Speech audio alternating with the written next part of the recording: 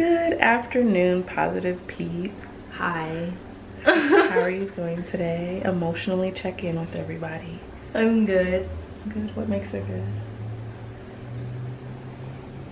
I ate Cheez-Its, so that was good, and they weren't stale. I don't know what that means. I mean,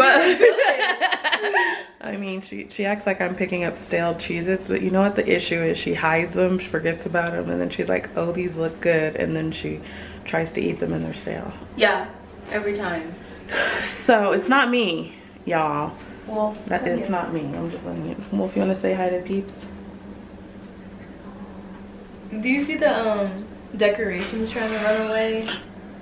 Oh, that was so scary. Yeah. You got scared? Yeah. Oh, you better show them when you go outside the dead moth. Oh, I haven't even seen it myself. She keeps telling me. Show you. Okay, we're going. Kimana's gonna show us right now this dead moth, and I'm gonna take my stuff and get ready to go outside. Are you ready? You can only see from outside, though. I think he does. Hold on, we have to go outside, but I have to trick the dog first. There's a lot of steps that go into going outside that y'all don't know about. It's not easy being cheesy.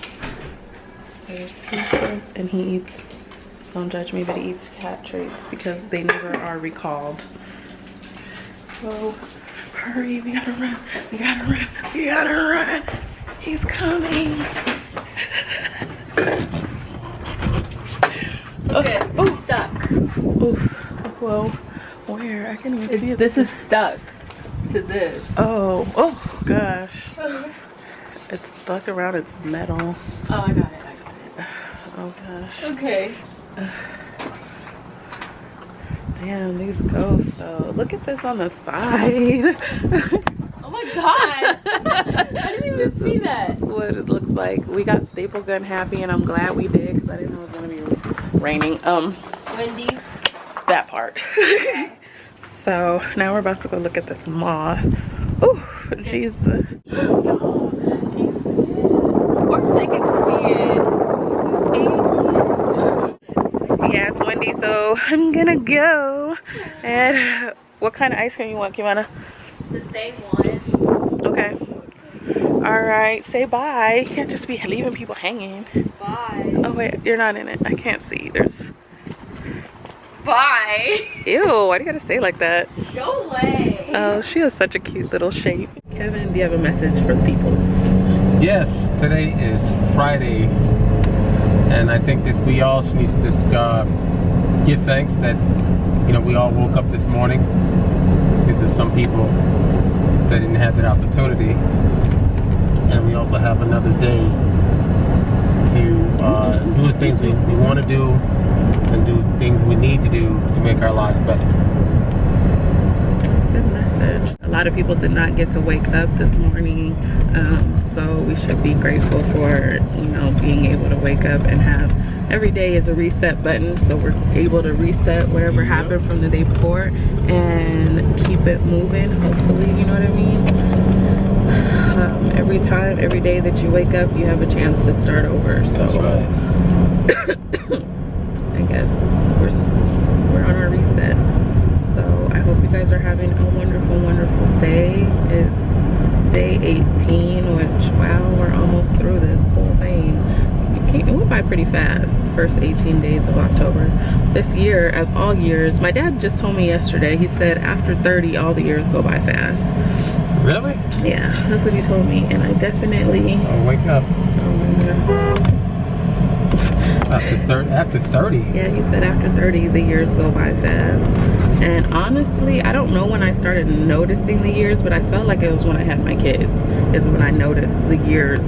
Like, I paid attention to the years more. Because I'm like, dang, you were just 1 year old, and now you're 2, and now you're 3, and now you're, you know what I mean? That's when I started paying attention to, like, how fast time went. So I guess the time started going fast for me probably when I got pregnant. So, it's really windy out today. I guess that's when I started noticing it, and he was like, yeah, after 30 I feel like my life went by pretty fast. It was like a blur. And I think also what tends to happen is you get so focused on your work part of your life that you don't really spend time enjoying the rest of the time.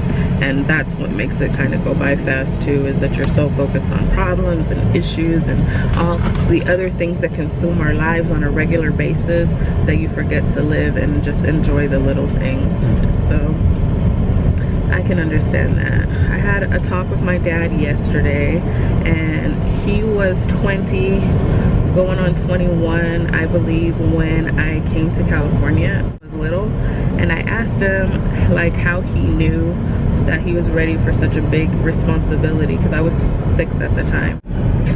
And he told me like he never backed down from a challenge before. He's always accepted a lot of responsibility, and you know, so he was just ready for stuff like that. And he was like, well, I mean, he says a lot of words that I use as well, but we try not to use them on the vlog. But he says, not that, he says that a lot of people run away from their, you know, own kids and their own issues, and he's just never been that type of person to like back down from something. The more responsibility, the better for him. So, I thought that was pretty cool. We talked about a lot of different things. His insight on things from when I was younger and stuff like that. And it's always amazing to be able to hear from, you know, different perspectives what was going on during your youth, because a lot of things I won't remember. I came in the middle of something that was already decided. And yeah, so he basically was just telling me how fast time goes and that we're just supposed to enjoy it. And then we started talking about if we had taken a different path, like if we would have went left instead of right, or you know what I mean, north instead of south, and how our lives could be different at this point if we had made those decisions and stuff like that. There's just a lot of things. We went through a lot of different topics, honestly. And then the dog got out and he had to let me go. I'm glad that he's getting something that makes him smile, you know what I mean? Because he works really hard. He deserves it. I mean, the man's worked 6 days a week forever. Yeah. For literally ever. And I don't know how he is as calm and collected as he is, because I would be losing my ish at this point, because it's like you consume pretty much all his life, 12 hours a day.